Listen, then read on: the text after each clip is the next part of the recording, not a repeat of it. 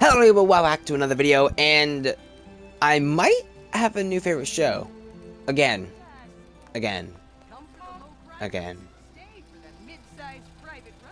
But yeah, so I finally saw Season 2 of Superman and Lois. I know, I'm late to the party. Season 3 is about to start in like a month, I think. But I've said this before, I'm very behind on all the Arrowverse shows. I'm just now starting to get caught up because, you know, most of them are ending, except for this one that we know of. Season 3 could be the last one, it's possible. But yeah, I thought I'd finally talk about it. Now, I actually finished it like a day before I went to see Ant-Man and the Wasp: Quantumania, and then I kind of got distracted because I ended up recording and getting reviews out for those, and that took a while to record and edit and post, and then it just took me a while to get to this. And I didn't think to write down notes because I didn't last time for Season 1, which I did review. You can check that out. So I'm gonna hope I remember everything, because I don't have notes for this one. I'm just going off of what I can remember. Even I probably should have written notes because this is a couple days after I finish the season. But yeah, enough rambling. You're probably wondering what I think of Superman and Lois Season 2. So here we go. Start. Look, husky.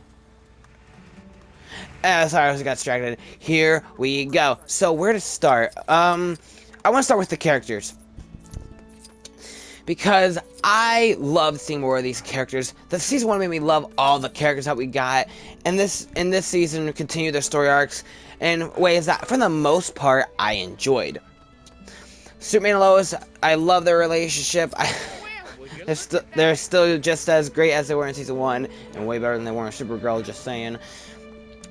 I love seeing them, even though I feel like I would like to see more of them teaming up, since it is called Superman and Lois, but that's okay. I enjoyed them. I love seeing Jordan growing his powers even more, to the point where I love the scene where he's talking with I think it was Sarah and this other girl in this grocery store, and these two guys are trying to steal something. He blows ice on the ground, making them slip up, and then he's got to talk to his grandpa to get his thing, this camera, the security footage erased. I like that scene. Then we also get to see him save Kyle from a fire, do a bunch of other stuff, join in the finale, in the final boss. Like, that was awesome. And we got to see more of Jordan, which is a character I enjoyed. Even though I had some issues with his character journey, I liked it, but there's one problem I had with it. We'll get to that later. And then, like, when it comes to the Cushings, I have mixed feelings on what they did with their characters. I was like, at the beginning of the show, we finally got to see them be a happy family, which I really enjoyed. I love seeing them be a happy family, and then that's like immediately changed because of the fact that Sarah and Jordan start having issues, which actually does make sense. As much as I don't like them breaking up, it actually does make sense. Sarah doesn't want there to be secrets between them. Jordan can't tell her the truth. It's not just his decision to make, because the fact that, you know, he's Superman's son, but also, like, you just can't tell her that. But you also have to be clear in a relationship. So it's like I was like, oh, that makes so much sense for the story, but it's so painful. And then the other story with Kyle and oh, why am I blanking on her name all of a sudden? Oh my gosh. Lana. Oh my gosh, there it is. I don't know why I forgot it all of a sudden. But yeah, so, like, their story, it does kind of make sense, because Kyle was very much a broken character in the first season, so it makes sense that he would make huge mistakes. And then it makes sense why Lana would not want to be with him after making those big mistakes. And it was done in a way where other shows that do that plotline can be... And a fair plotline can be, like, very annoying when they do it. This is, like, I understood both sides. Like, he regretted what he did. He just wants everything to go back to way normal. I understand that. She can't really trust him after that. And she feels very betrayed. I understand that. I do feel like it was drawn out for a bit too long. Like, I feel like it was just constantly like, okay, what's happening with them? I'm tired of this at this point. Are they splitting, or are they forgiving, kissing, and making up? What are they doing? So there is that. And then going right into the villains, I thought the villains were pretty good. I'm not sure if they were as good as the villains in the first season, but they're pretty good. The first half villain was Bizarro. I enjoyed him. They tried to trick us out, but make us think he was Doomsday, but I did have that spoiled for me that he was going to be a villain in the movie. Even though I did a good job avoiding any other spoilers. So they did that. So Bizarro, I was an enjoyable villain. I thought it was cool how it was like, oh my gosh, he's this villain. Then we realize we get more context. We're like, oh wow, so he's kind of more like an anti-hero than a villain. Kind of like Steel. I'm just saying. Sorry, cat. And then like the second villain, we get Parasite. What's her real name? Ali Alston. Did I say that right? I hope I did. Whoops. Who was a villain that wasn't awful. I like the idea of this like cult leader who is very persuasive and is able to turn people on each other. I think that's a pretty cool concept for a villain. However, I feel like she wasn't executed right. The way that she played into Lucy Lane, Lois's sister, felt way too drawn out, and it got kind of annoying to the point where I was like, why the heck are you even saving Lucy anymore? Like, at the beginning of the season, I was like, yes, let's save Lucy. Let's convince her of what's going on. But then, like, halfway through the season, I'm like, all right, there's nothing we can do. I'm kind of tired of this at this point. And she'll learn that she was wrong eventually. Like, that's how I started feeling. That was a bit too drawn out. And then what was kind of disappointing for me was that they built her up and they showed how, oh my gosh, she's so freaking powerful. Look at that. She almost killed Superman and she caused him to have no powers for multiple days.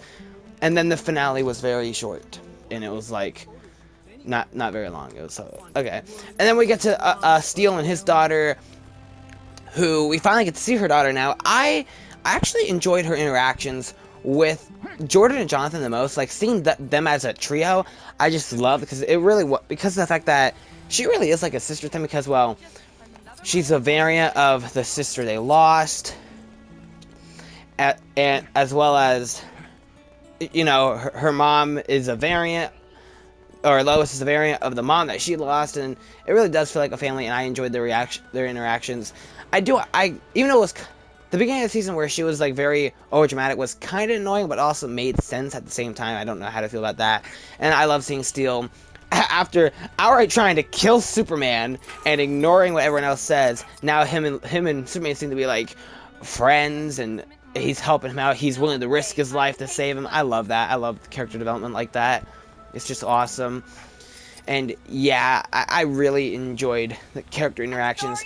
But talking about the drama, I feel like the drama wasn't done as well as in season 1.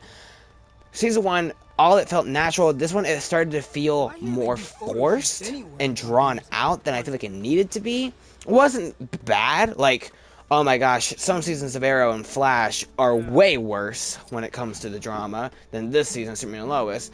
But it wasn't as good as the first season, in my personal opinion.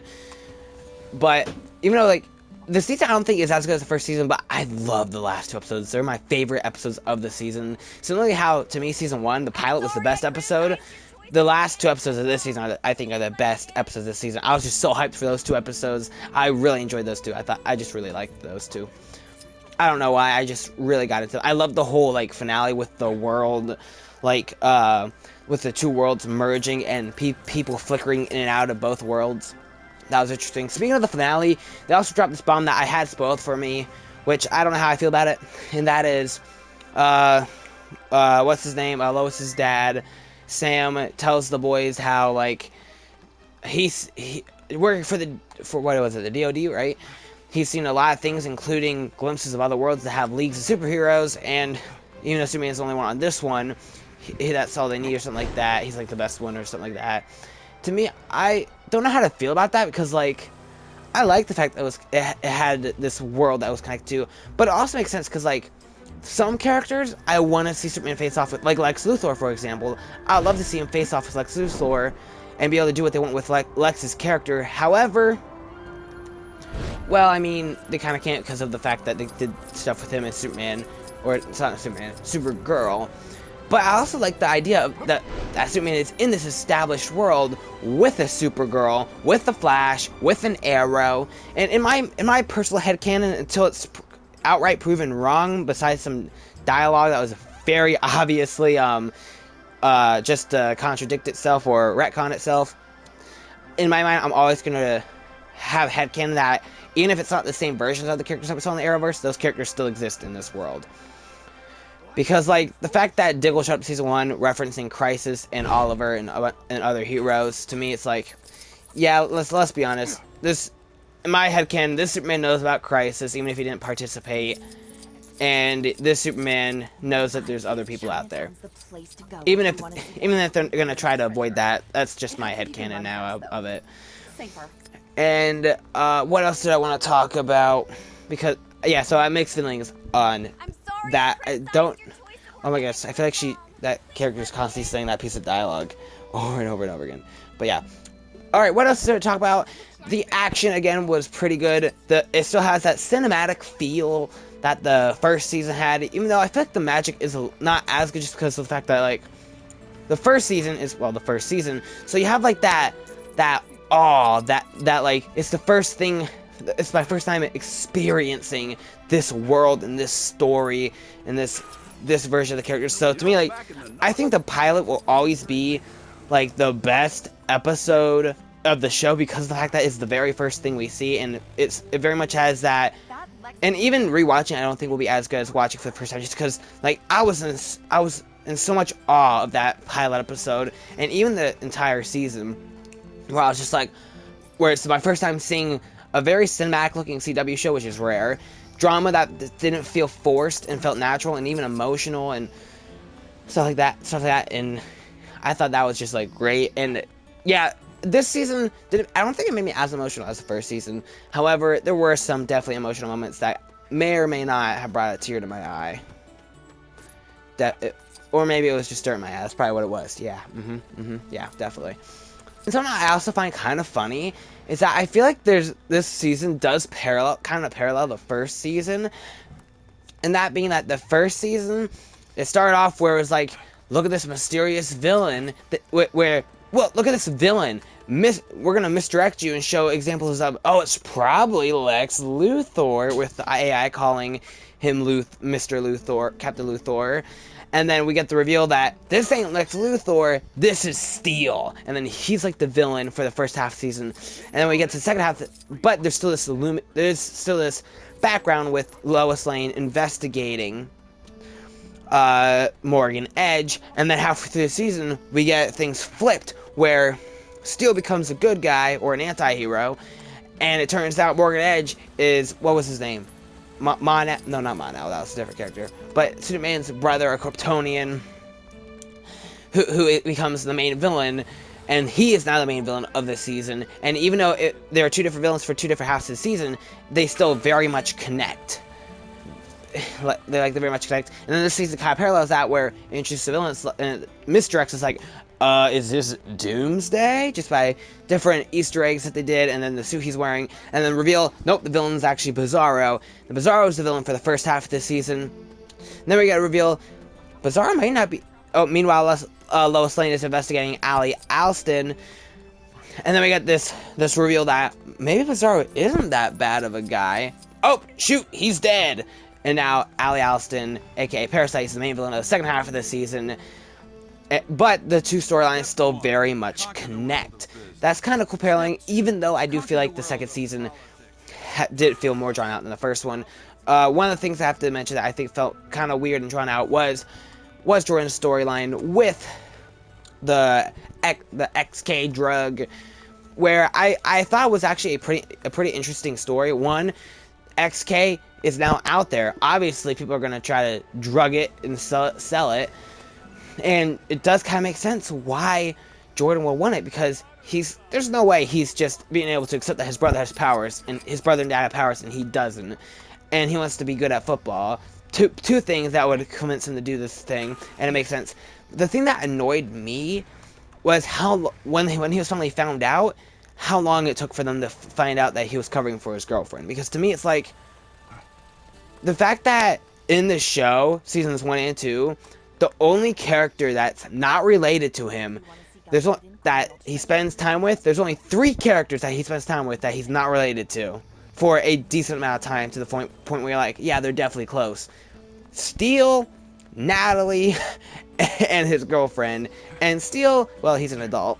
Natalie, well, it's kind of obvious that she wouldn't have any involvement with it. Oh, I mean, I guess the Cushings too, but like they kept assuming people on the football team, like he doesn't seem at all as close to the football team as he is with the girlfriend. So like, had they not figured it out, they should have been like, why is he covering this long, this hard? Oh wait, it's probably the one person that would make sense to me. That's like, that was the obvious person. So, but that's okay, whatever. I got over it. I feel like they did abandon that plotline a bit weirdly, where it's like after that plotline was over, it's just like gone. I think it might come back in season 3 because of the fact that they found out that there's a whole like what would you call it? A whole thing going on with people creating the XK drug, but you know, that will be explored later, I guess. Maybe, hopefully.